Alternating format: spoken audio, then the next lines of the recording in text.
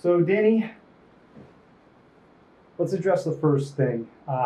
Let's call it the elephant in the room currently in what's unfolding in mainstream media revolving the disclosure process. Mm-hmm. There's different camps out there that are curious, some are fearful, some believe they already have the answer for the way things are going to go down. There's a history of cover-up. Right. What would you say to Stephen Greer in this current situation and where you've been positioned to try and fight for the best result in terms of disclosure that this community deserves? Mm-hmm. Well, Darcy, it isn't just Stephen. There's a whole lot of people in the UFO community over the years that has sort of burgeoned since the beginning, actually, 1945 with the Donald Kehoe observations, but it really picked up in 1947 in July with the Roswell recovery of the craft and the bodies and stuff. And the community has for 75 years now been confronted by this conscious program of duplicity, cover-up, deception, and actual aggressive destruction of dozens and dozens and dozens of people's lives who have simply been trying to report honestly about their experience of seeing a UFO, having apparently direct contact with some of the occupants of the UFOs, and they've been set upon. And so it's understandable that a lot of people in the community are highly distrusting of the intelligence community, people that are involved in the United States military, even government structures, congressmen, senators, executive branch officers, who've all been engaging in this conscious program of destroying people who are trying to be involved in this. Richard Dolan, for example, has now extracted the previously classified documents through the Freedom of Information Act that show the actual memos going back and forth. It was before they had email, but these memos going back and forth in the Defense Department, inside the Central Intelligence Agency, and others saying, look, our job is to suppress this information. Our job is to destroy the credibility of anybody who tries to report this. Anybody inside the military ranks who tries to file a report about this, they need to be punished, so that we know positively that that's been going on. And so what that does is it generates a perfectly understandable position on the part of a lot of people saying, look, anybody who's involved in any of these intelligence services within the military is to be distrusted. They're engaged in a kind of campaign of duplicity, and anybody who comes out of that community has to be distrusted, especially if they come out of the community, the intelligence community, and they start flogging the same meme, that, oh, these are a threat, we need more money for the military, we need to have a bigger military, we need to, put weapons in space, we have to defend ourselves against these things, etc. So that's totally understandable. But what a lot of those folks don't know right now is something that I mentioned this morning, that on June 4th, Friday morning, Lou Elizondo, I was contacted by the Associated Press, and they wanted to get a response initially from me as to what I thought, as Lou's lawyer, what I thought about the leaks that were published in the New York Times on the 8 p.m. Eastern time by the New York Times about an alleged source or sources they had high up in the administration who had access to the classified annex to this upcoming June 25th report, in which they were specifically making allegations that none of the technology, well, what they actually said technically is that of the vast majority of the 120 specific UAP incidents that the task force, the UAP task force inside the Office of Naval Intelligence had reviewed in preparation for their report on June 25th to the Senate Intelligence Committee, that of the vast majority of those incidents were not any high-level, ultra-secret technology of the United States government. Now, if you look at that closely, that's suggesting that some of them were, because it's saying that the vast majority of them were not. Not all. That's right. But many of them were not. That's what they said. Well, they said the majority, the clear majority of those 120 incidents that they reviewed were not representative of any high technology that the U.S. government did. So if you read it closely, as a lawyer would, and you really look at that, you say, wow, that is suggesting that they think that some of them were. Now, that is, of course, the same thing that Stephen Greer is saying, and others are saying in the community who are very knowledgeable about the fact that these craft have been recovered. There's been a clear campaign, a secret campaign of trying to back engineer them. There's all kinds of witnesses that talk about having participated in that program. They've talked about the different kind of craft that they have, the flux liner. There's all kinds of these things.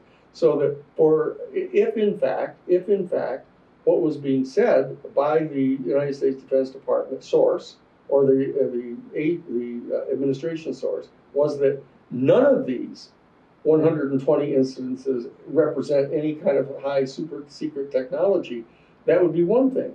But that isn't what they're saying. All they're saying is that a major majority of these 120 incidents were not, in fact, any type of technology, super secret technology of the U.S. government. So that's important to get clear as about what it is they were actually saying. Okay, and one of the things that Lou Elizondo seized upon in the interview that we had, he and I had a joint interview with the Associated Press with Dan Huff and Norman and the other fellow. That what Lou Elizondo said is, look, that he knows that he was affirming that the vast majority of those 120 instances were not any super technology that we have. Potentially even, more or less, not saying it specifically, but leaving open the question as to whether or not some of them were, right? So that there isn't really necessarily a fundamental dispute going on between Stephen Greer and the people in the community who share that view, that we have the technology, we are displaying and deploying some of the technology, but the fact that the sources were saying that the report says that the vast majority of the 120 incidences that they looked at did not represent such high-level U.S. technology. But what they were doing is they were opening onto their next finding, which was that they weren't able to completely dismiss the fact that it might be foreign adversary technology. The important thing to point out is that Lou Elizondo, in his June 4th interview, said that isn't true. That These isn't are true. not from China. They're not from China. They're not from Russia. He said, as I pointed out this morning, said that would represent the most catastrophic failure of intelligence in our history. He said, and that's not true. That they don't belong to Russia. They don't belong to China. The fact is, we have active intelligence about what they've got, and it isn't that. And so he said emphatically, it's got to be something else. Okay. Now that's the important piece to take away from that. When you get Lou Elizondo, the head of the ATIP program inside the Pentagon, saying this isn't Russian, most of this isn't Russian technology, it isn't Chinese technology, and most of it isn't ours, it's something else. And even then when they ask him, like, what do you mean by something else? He says, you have to consider that this may be extraterrestrial in origin, and even goes to the length of saying it might be extra-dimensional. He says both of those things in the interview. Now, that's completely consistent with what Stephen Greer says. Both of these things may be true. Extraterrestrial origins, extra-dimensional origins. What Stephen Greer and others in the community say, they focus on that negative pregnant that's in the observations in the New York Times, is that we may well have some of this technology. We may well be deploying some of this technology. The question as to what percentages of it are our technology, not Chinese or Russian, but what percentages of it might be ours, that's subject to examination and investigation, you know. But I think both Lou and both in Stephen Greer and others are saying that, yeah, look at, if some of this is our technology, that may be true, okay, and that covers the argument, the purported argument between the two of them, because if in fact we have any technology like that at all, you know, it's another whole step to take of trying to say, well, that would indicate that therefore there's this major project going on for them to try to have a false flag attack. Right. So that's the next part of the question. Is you know, to quell some of the fears that are out there, mm-hmm. that you know, Lou is some kind of instrument in playing that next card of a, you know, age-old tale that there's going to be a false flag alien attack on the planet. Yeah. How can you alleviate some of those fears that Lou consciously is not being, you know, he's not part of that orchestration. He wants people to know that he's not seeing any like aggression from these studies that they've done over the ATIP program, and you know, he just wants better insights into what they are and that they're taken seriously, so we know we're not alone in the universe. Well, it's a complex issue when you get some people, and it isn't just Stephen, it isn't just Dr. Greer, in the UFO community, who are so offended, legitimately, about the way the United States Defense Department, the intelligence services, the Central Intelligence Agency, the DIA, the Defense Intelligence Agency, the way that they've been acting down through the decades, you know, entitles people to be extremely suspicious, okay, even perhaps to be over suspicious. As I commented in the interview that I gave with Stephen Greer back in the 20th anniversary of the Disclosure Project that we did down in Arizona, that I gave a big hour-long interview, and I stated very specifically, I do not agree with Stephen that the evidence of our having potentially developed some of this technology would necessarily lead one to the conclusion that they're going to engage in this big hoax, this big false flag attack, and pretend it's an alien attack so they can justify getting billions of more dollars. Yeah, I don't think you need to go that far. That I'm more conservative in my judgment about this than Stephen is, and some people in the community are. But the fact of the matter is, what I want to do is put myself into a position to be able to find out what the information is there. That's the key to this, rather than hypothesizing it, suggesting it, you know, prophesying it or predicting it. You know, I'm not in the prediction business. I'm in the business of trying to find it out, and I've spent 50 years in that business of finding out things that the people in the public interest community are very worried about, are concerned about.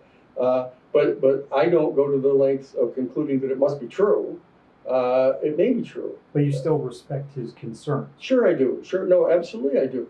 I respect his concerns. I respect the concerns that Lou Elizondo says, that he is in possession of certain intelligence information that he's concerned about revealing, because he's afraid of the same forces inside the Defense Department, inside the intelligence, coming after him.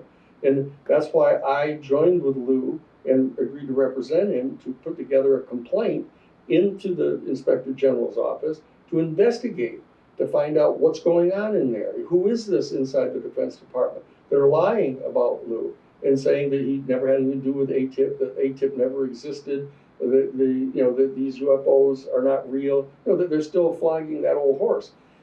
So the key is to find out, what's going on inside the Defense Department. So what we've tried to do is to task the Inspector General's office inside the Defense Department to investigate that.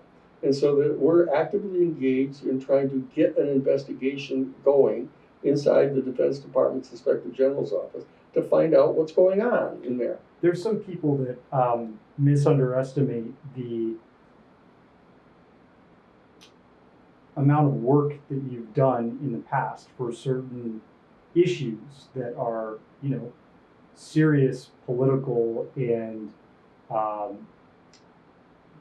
major historic fiascos, including Watergate, for example. And you brought up this morning how you were in a class that was taught by Henry Kissinger. Yeah. Can you kind of say that line he gave again? I think it's really brilliant, and just identify the United States' role in kind of the mess we are in globally right now. Sure. What the incident is that we're talking about here is that back in 1965, it must have been 66 by the time I was in the class, Gov 182 is a big class at Harvard College, undergraduate school. And it's American foreign policy. It was taught by Henry Kissinger, who went on later to become the National Security Advisor for Nixon, Secretary of State, and all of that, or National Intelligence Advisor, National Security Advisor, right? So he had a number of different posts in there in the government. This was before that, when he was a consultant. A lot of people consulted, but he in the very first class, they have this thing they call shopping week at Harvard College, where you go to sample different courses whether you want to take them or not.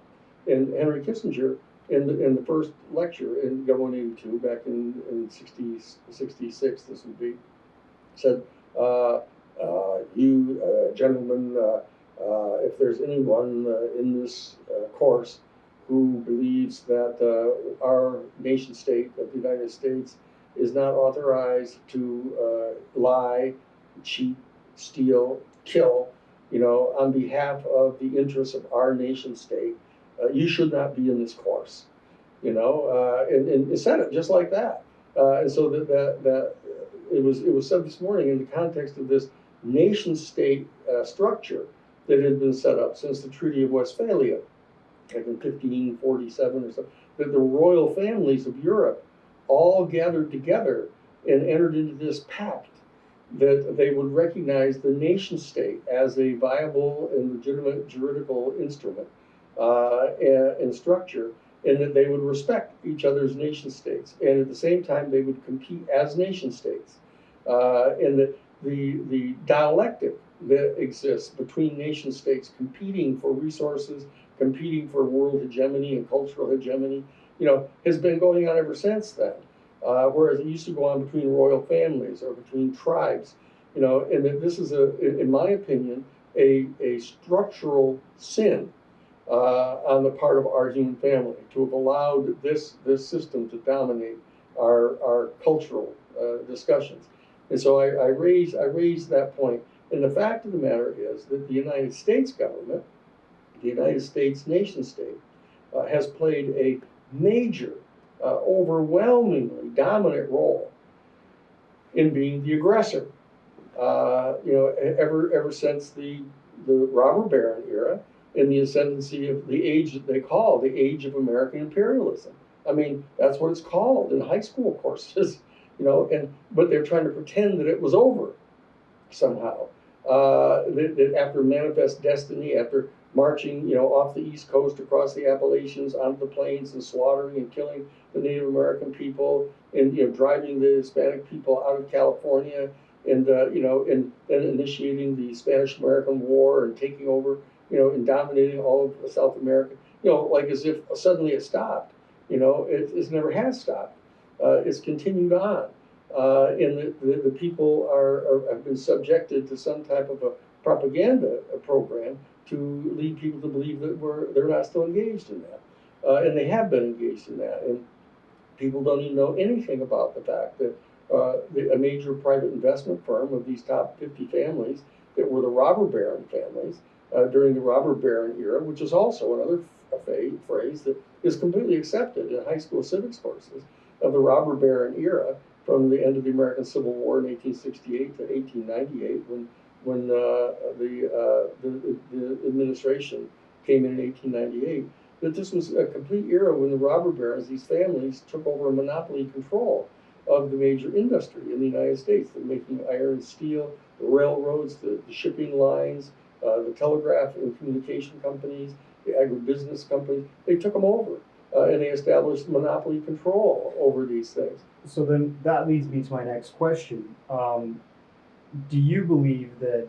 and this is hypothesized by Greer and some other investigators out there, that what we're seeing in the Tic Tac UFO video, the Go Fast Gimbal video, might be a private corporation's secretly manufactured vehicle that is some kind of higher tech than the American Navy or Air Force truly knows about?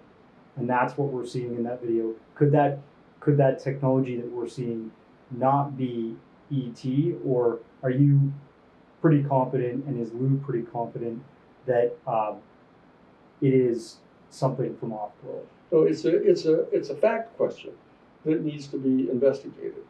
The question about whether or not President Harry Truman, immediately after the Roswell incident, actually set up a group called MJ-12 or Majestic 12, or by some other designation, or Zodiac, or whatever it is.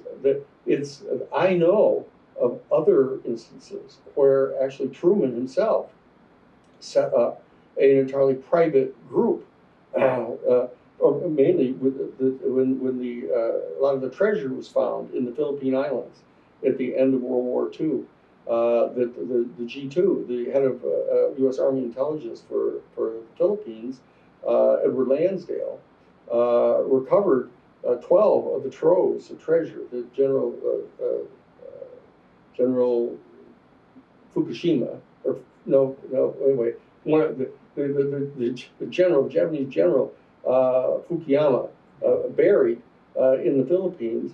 12 of those 176 troves were unlocked by Lansdale, and what they did is they ended up. He flew immediately to go meet with MacArthur, who was the head of the Pacific Command at the end of World War II, and revealed the fact that they found these, and it was valued at $1.2 trillion. And he went and told his commanding officer, MacArthur, about it.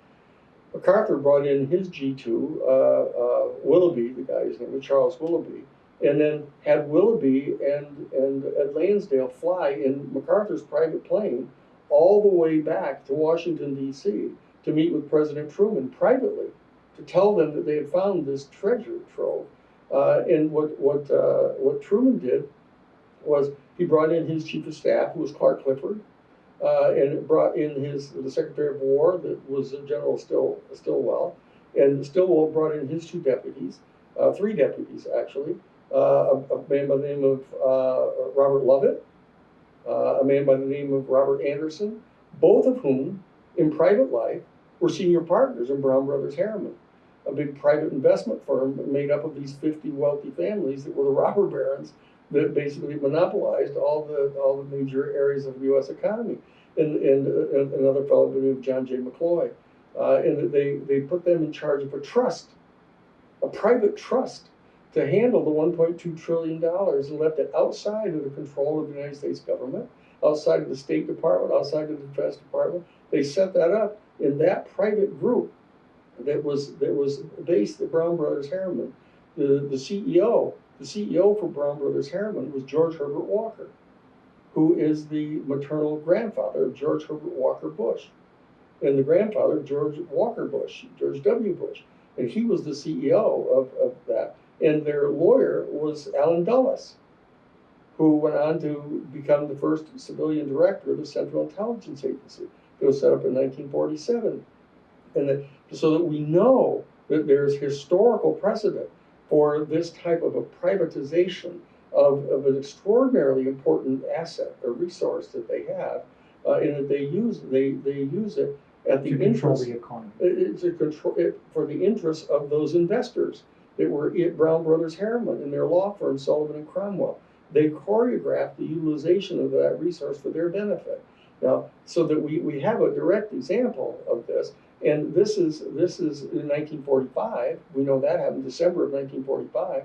So when you get to July of 1947, if it's true, which I believe it is, that there was a downed saucer, at Roswell, and they recovered the technology and the bodies, and they came and told Truman about that. It's entirely understandable that Truman might have done something just exactly like is projected as Majestic 12, is to bring together a group of private people that are very powerful and influential, and you bring them together and you put them together to have them determine what ought to be done with this technology. So it's possible. So what I'm saying is that it doesn't mean it's automatic. But we were still seeing saucers within 10 years of 1947. So anybody who says that that's our craft in 10 years. Yeah, that's right. Well, anybody who said it was our craft in 1947, when the Roswell crash occurred, and that's what Lou Elizondo says. This is nuts to think that that all these craft must be something that is back engineered from an original craft that we found. That you know that the UFO people had such a craft back in 1947. China didn't have it. Russia didn't have it. We didn't have it by 1950. And then any chance of it. Fast forward 70 years to the 2004 events, Tic Tac UFO, the gimbal stuff. Were we able to use that time wisely and produce that type of vehicle to elude our own military? Is that so? You're on a fact-finding mission. Yes. You don't know for sure. Nobody knows. Nobody knows for sure. I mean, nobody in our UFO community knows for sure. Nobody knows. But people can. It's totally understandable that people would speculate, that people would try to develop certain theories or theses to explore. But one has to be very careful about conflating that with knowing positively that one of these is the answer to this. So what I'm saying is that the New Paradigm Institute that I'm proposing be established is to look into these questions, to get answers to these questions, take all of the information and evidence that everybody has, some of which has caused some people to form very firm conclusions about this, and examine that. And so it doesn't do any good to have one group just absolutely insisting that something is true, the other group insisting it's absolutely not true, and then having all this kind of horizontal dispute be going on. We can figure out how to resolve that. It's disappointing too, isn't it? I mean, we're at this point in time that some folks like Grant Cameron is referred to as the Super Bowl of ufology, where we have this amazing opportunity on a global media stage to demonstrate that there's something real here and that it should be taken seriously and that there's a real history to it that's been well covered up.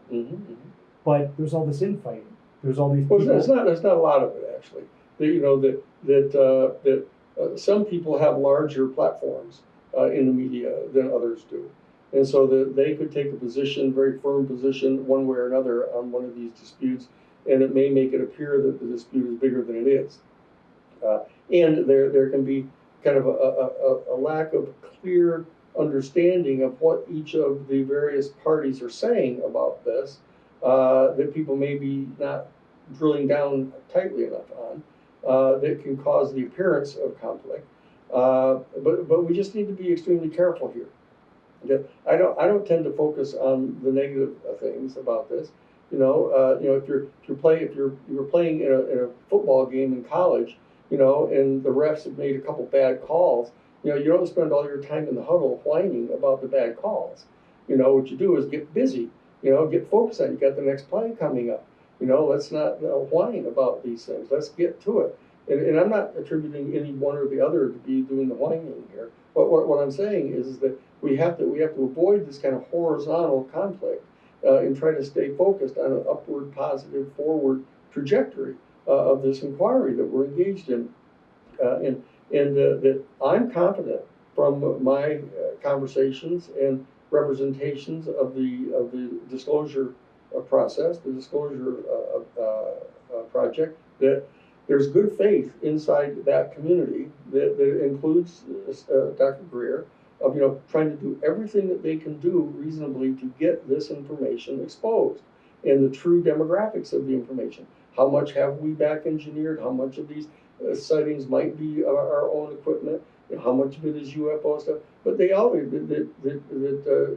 Greer obviously acknowledges that there are active UFO craft that are not, in fact, any back engineered craft from the United States government, because there's a source for the back engineering, and so he acknowledges that they're there and they're active, and he also is very much involved in trying to figure out whether they're from an extraterrestrial civilization, whether they're extra-dimensional, or what aspects of the UFO phenomenon that may be extraterrestrial give the appearance of being extra-dimensional because of how they transit from other star systems to here. There's all kinds of extraordinarily important questions that need to get examined here. Scientific. There's scientific questions that have to be answered, fact questions. So that what I'm proposing is a leaving your guns at the door, of an institute to come together, to leave your swords outside and sit down. And we try to get all the information possible on the table, and that people get past, their tensions or conflicts or disputes over who's getting enough funding or not enough funding or whatever is going on, and transcend that. There's a thing in social justice work that they call the pedagogy of the oppressed. And what it is that when you have a culture or a community that's repressed by a more powerful group, such as American imperialism in Central America, etc., what happens is the local communities or the Native American communities are completely oppressed by a dominating European culture. And what happens is they feel helpless about being able to penetrate to the people that are really oppressing them, and the energy goes horizontal, and they start disputing things with each other. It's a well-known sociological phenomenon. Right. And psychological phenomena. So what we want to do is transcend this right now. We want to say, look, there's an extraordinary opportunity that's here in front of us right now. And what we want to do is we do not want to trust entirely the government institutions or even people who've purportedly left the government institutions and have now gotten religion. We don't have to absolutely trust anybody here. What we have to do is make inquiries. What we have to do is get everybody to put their information on the table, look at what is here. But the interview that was done by the Associated Press of Lou Elizondo on Friday, June 4th, is an extraordinarily important watershed event, because in it, Lou Elizondo, emphatically insists that these craft are not Russian or not Chinese. And he's the head of the whole program that was investigating all of this, and he says that he's virtually positive that they're not.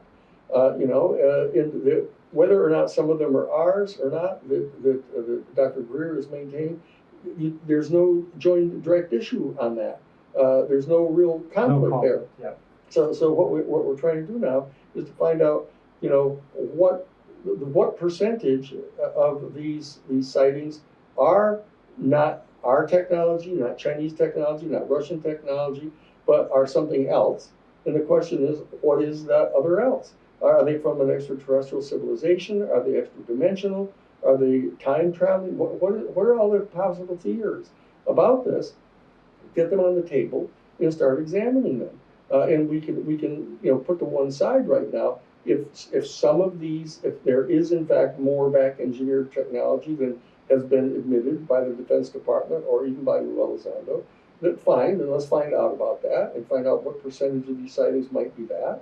But it doesn't lead one to the automatic conclusion that just because you distrust the government so much, that it means there's automatically this false flag thing being planted.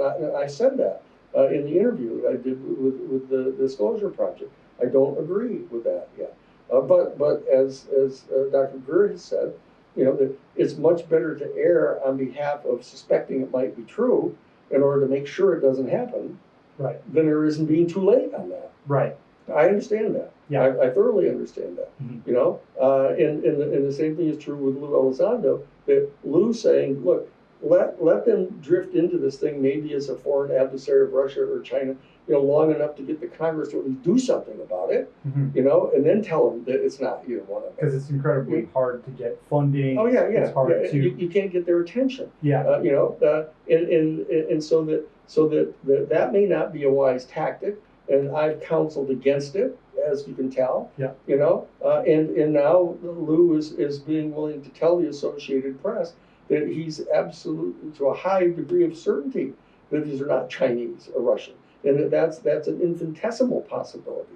Okay, so that's an extraordinarily important advance in the conversation that's going on.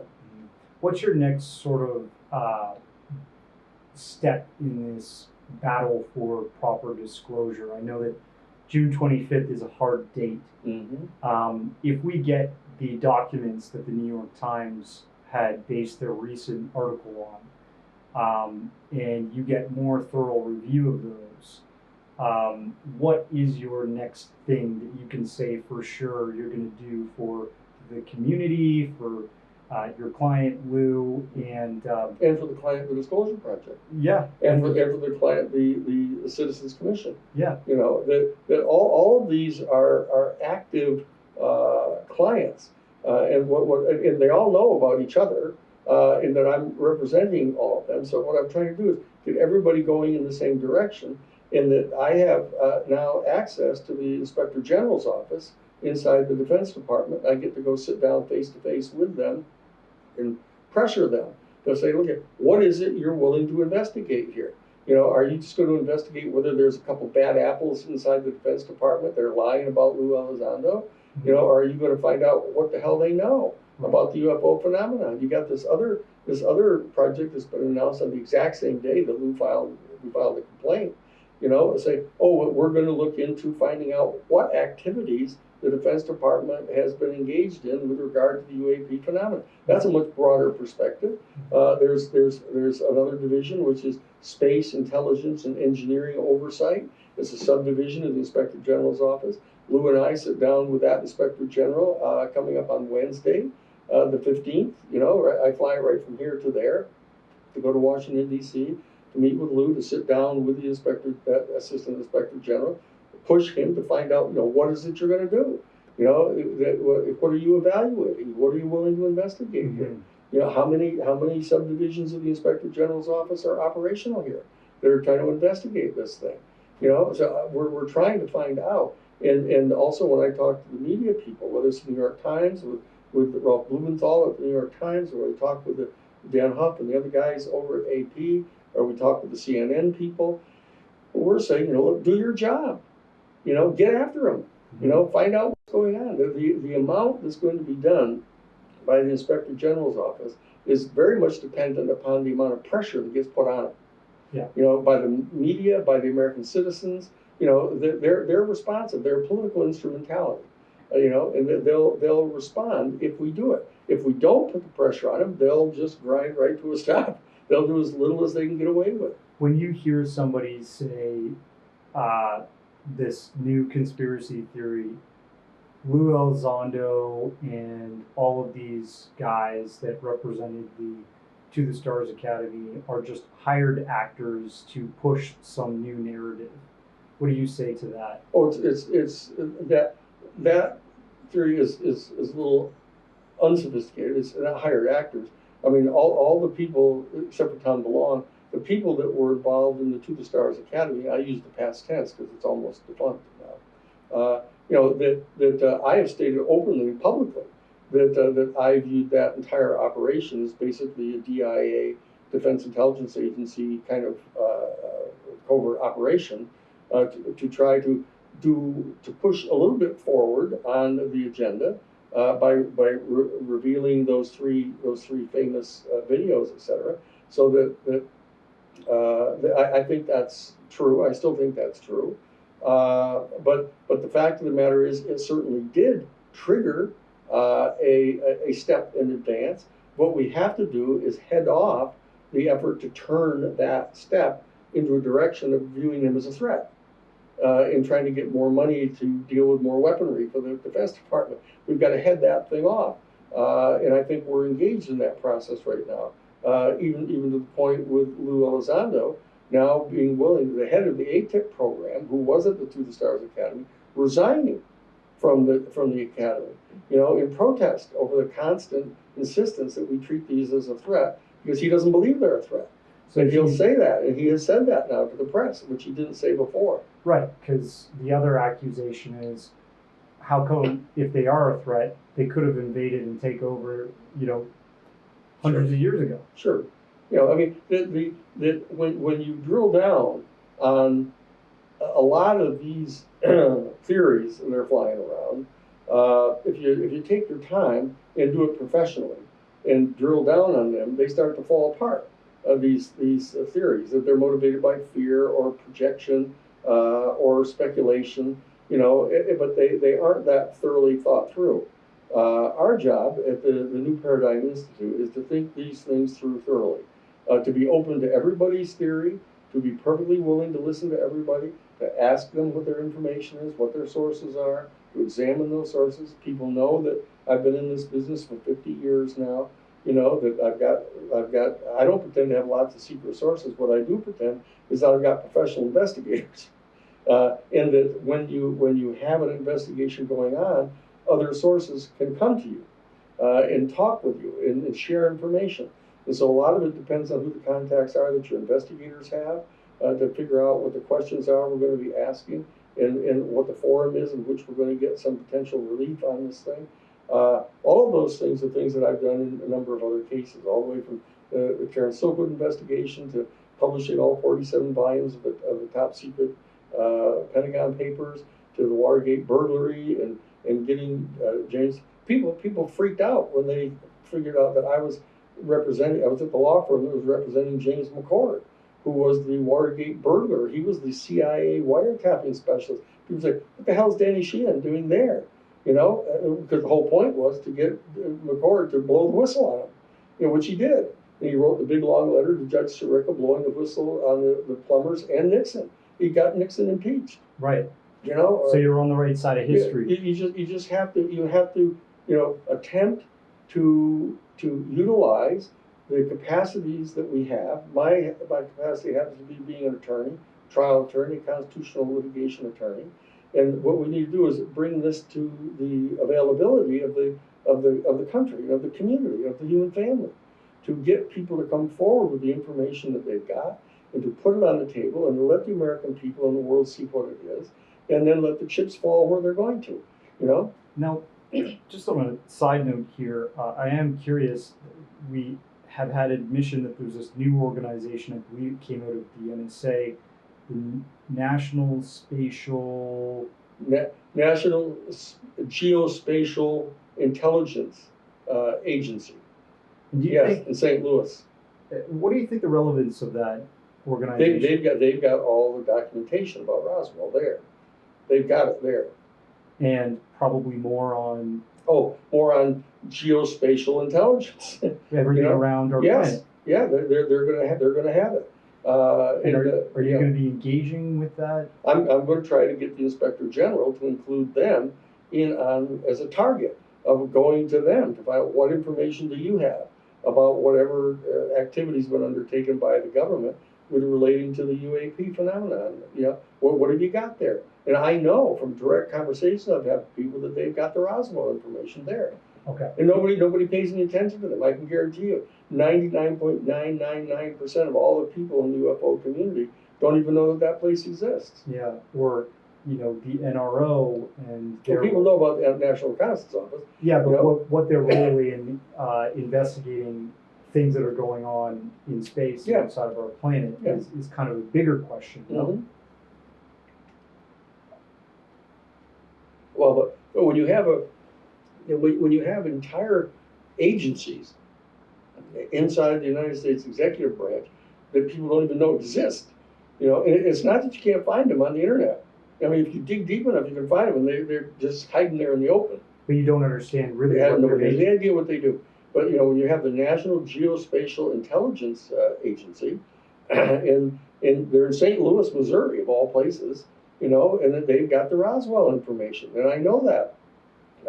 And you have another group that's called the Electromagnetic Intelligence Center for the Central Intelligence Agency.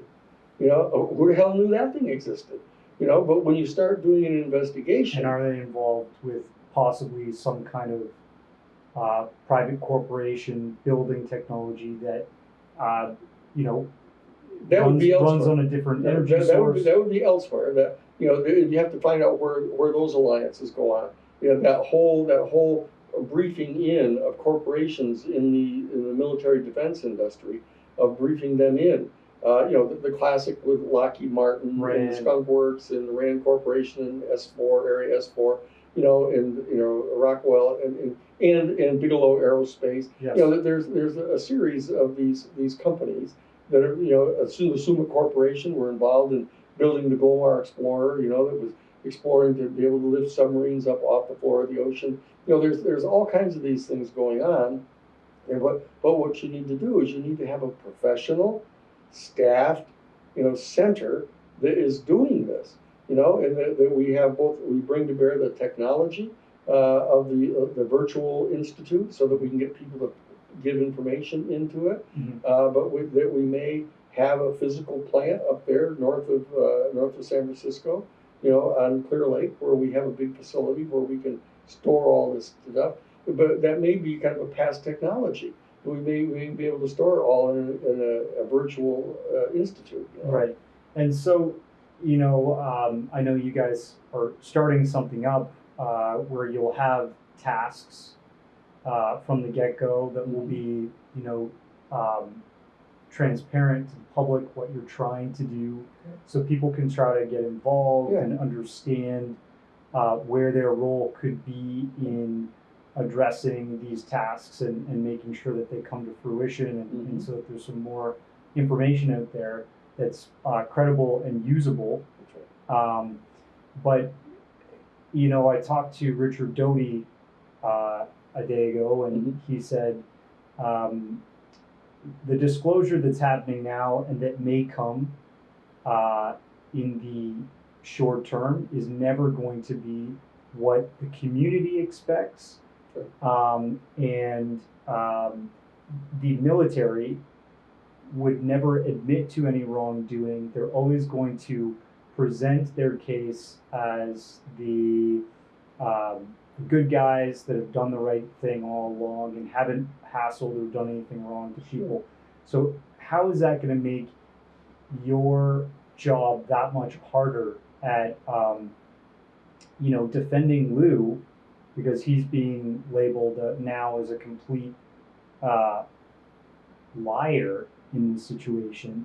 And how are you going to be able to engage with the military that doesn't want to look wrong in this situation? Well, we'll see. It's a process, Darcy. You have to sort of undertake the process to figure out what doors you come to, how you get them open. If you can't get in that door, you go in through the kitchen window. You have to figure out how to keep going on a thing like this, but you have to get the process rolling. And you have to maintain credibility. You have to maintain amicable relationships with everyone. You don't want to become involved in who struck John, and who resents who's in charge of who's responsible and ought to get credit for doing the citizens hearings on UFOs. Who played what role in revealing what particular piece of information. It doesn't make any difference. If you can get everybody going in the same direction. And so what I'm trying to do right now is to utilize whatever goodwill I've been fortunate enough to be able to develop over 50 years here in these fields, to try to get everybody to come forward and put their information on the table. Stop name calling. It doesn't do anybody any good. You don't want to be naive. If you've got somebody sitting at the table who's there consciously trying to deceive everybody or to destroy the whole process, I don't believe that that's what's going on with Lou Elizondo right now.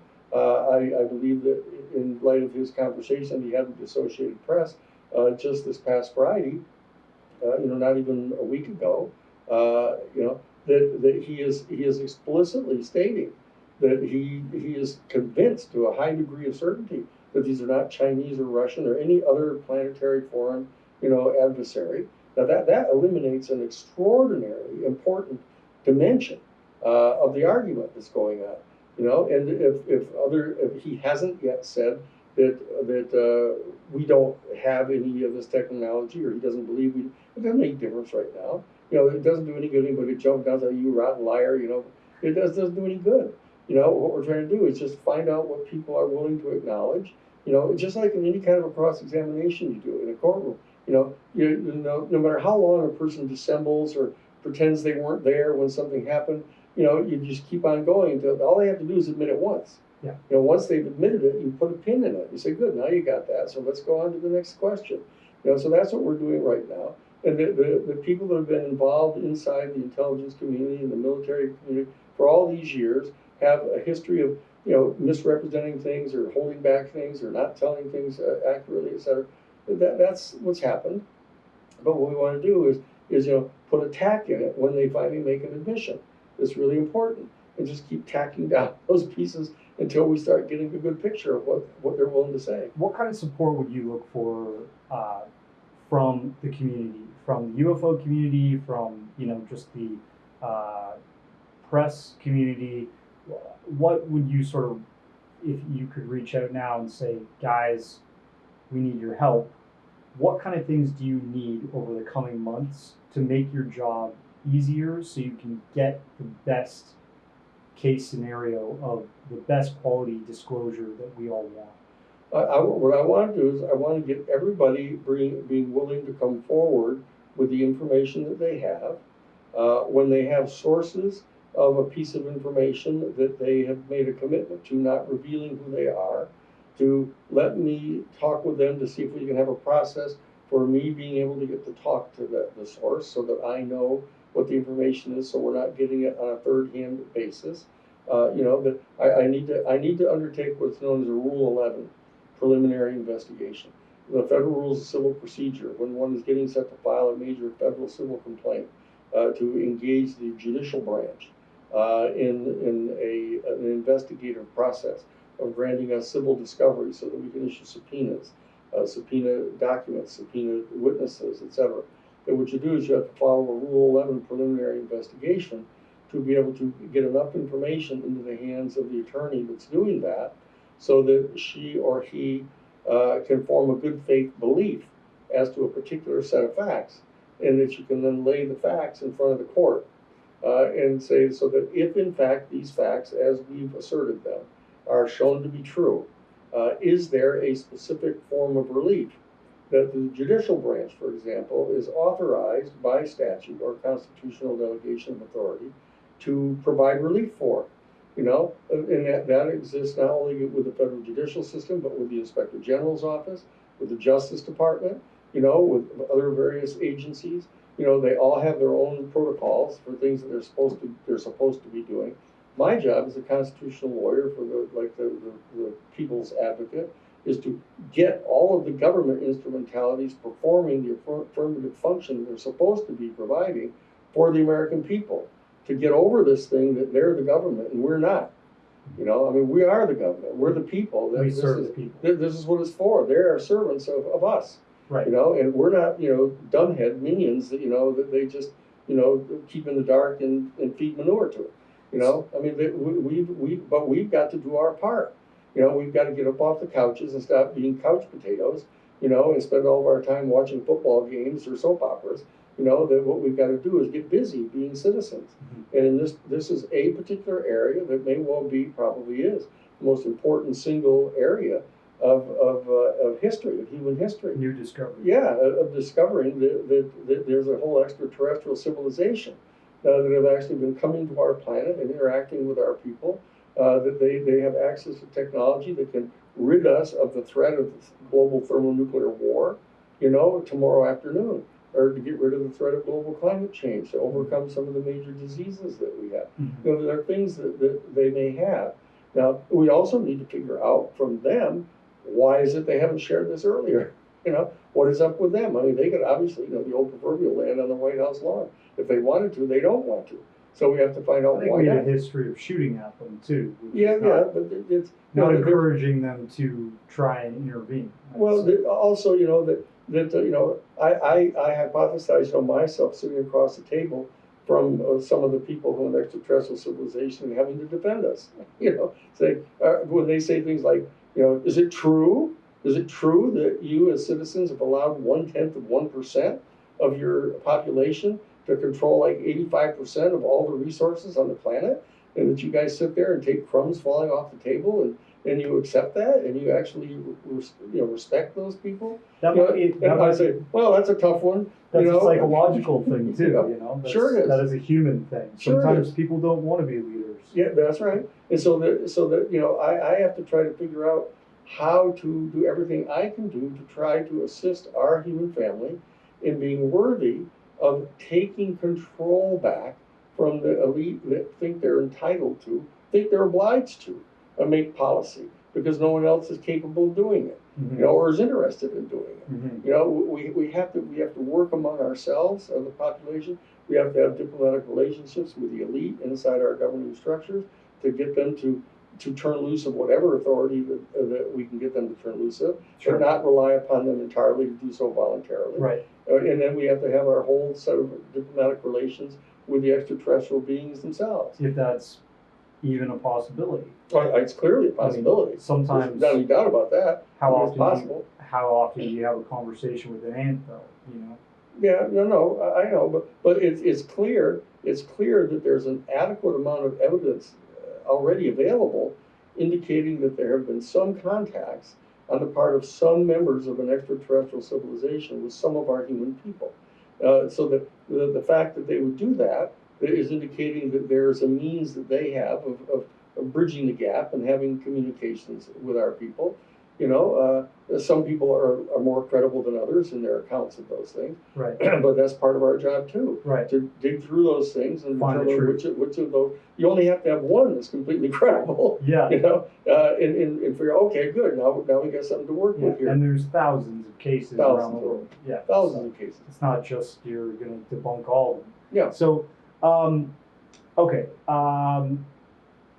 In terms of where you see us going in the future, in terms of how we're going to overcome lots of conflicts that are coming up. We're going to have to go through some kind of economic reset. There's talk of cryptocurrency being a proponent to reinvent money, and there's this issue, there's climate change.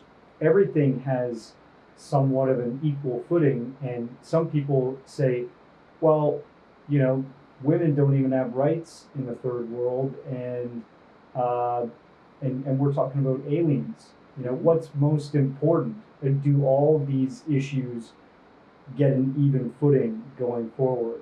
Some people still have the snicker factor when you mention extraterrestrial involvement with the planet, and they don't take it seriously because sports and celebrity take higher priority with them. Well, there are a number of challenges here. There's no doubt about that. But one of the things we need to do is we need to bring clear thinking to the process. Kind of isolating out what all of these different issues are, how they're interrelated. The idea, the issues of an unjust economic system have repercussions for the inequality of women. For example, and the unjust economic structure has repercussions for the global climate change. The dominance of the big pharmaceutical industries has health implications. That they're interrelated. And so what we need to do is get an understanding of how these things are interrelated and try to figure out what things are logistical derivatives of the problem, what are tactical problems that we've got here, and what are some of the strategic problems. So you want to take a look at the strategic challenges that we've got and try to address those, because if you can resolve some of these strategic conflicts, the rest of them start falling into place. Okay, and this is a major strategic issue.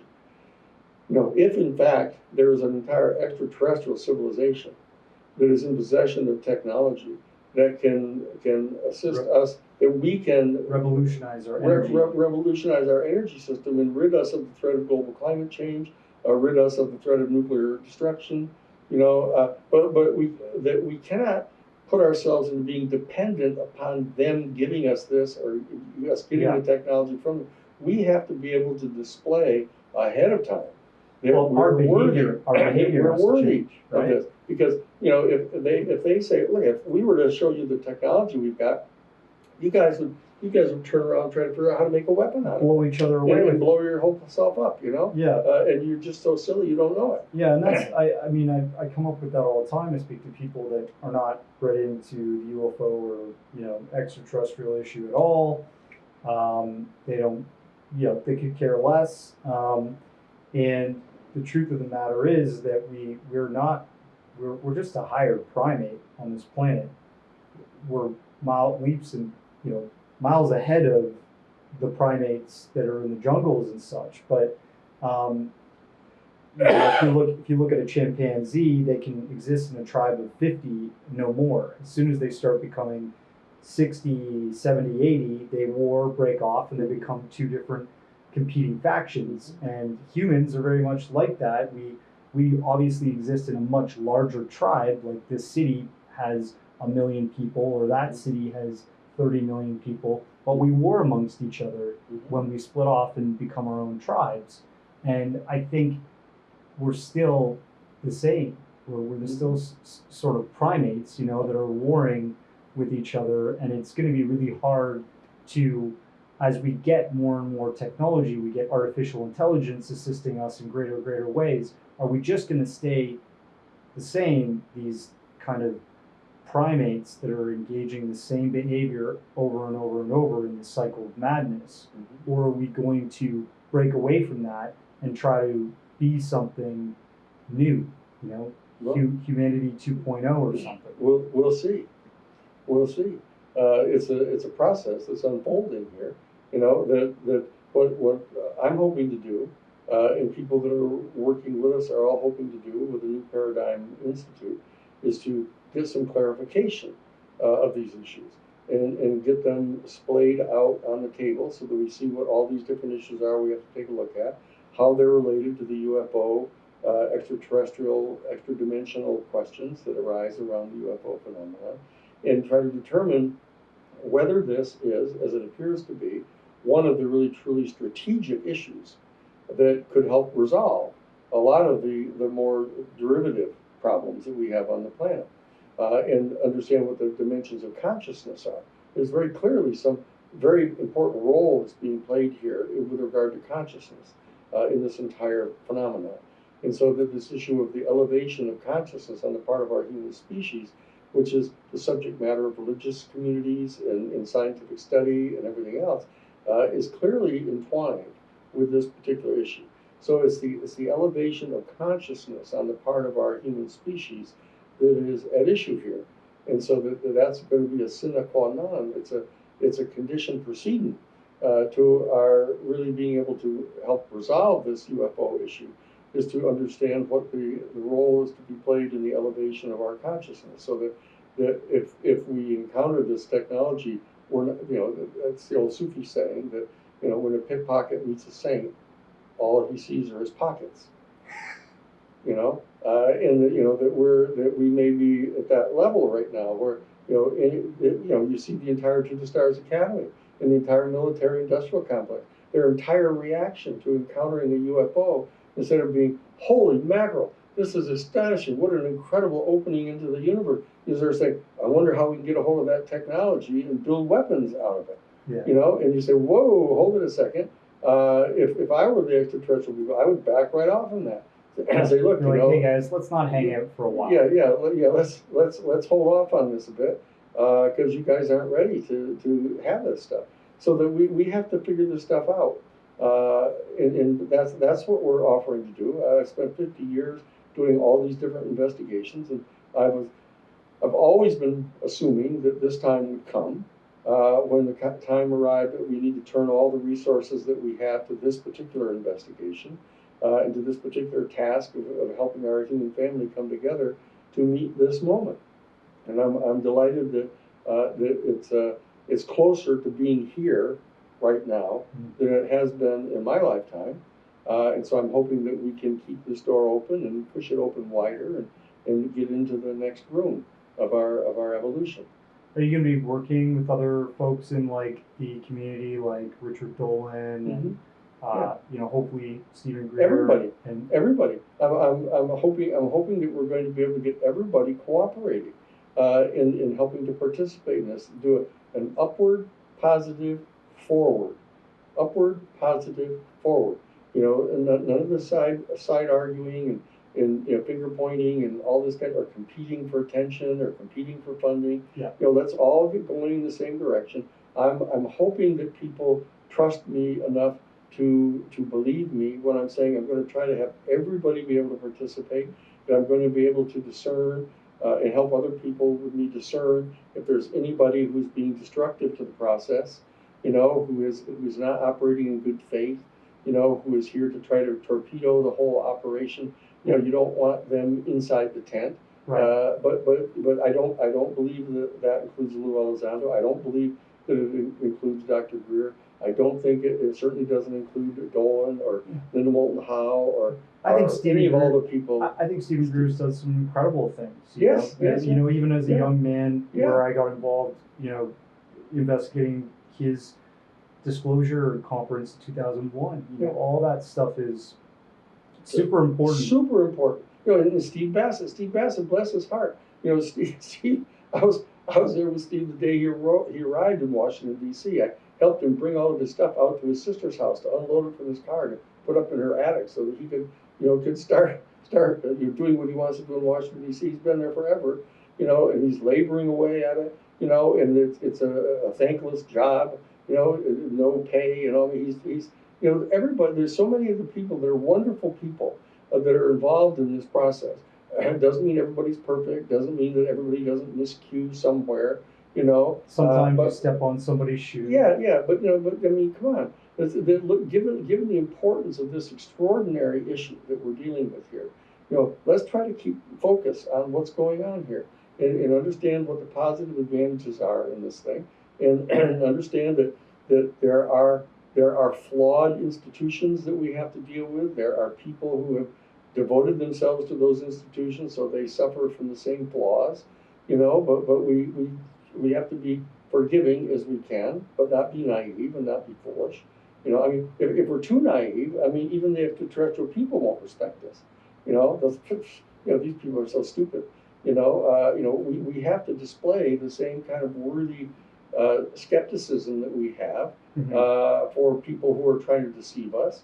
We have to be careful here, but we have to remain optimistic and go forward. My next sort of step is to try and get this conversation edited together and up to social media platforms and stuff, get it onto YouTube. Are you cool with me, sharing this with the community? Sure. No. I want what do they call those? Open tech or what? The open source. Yeah.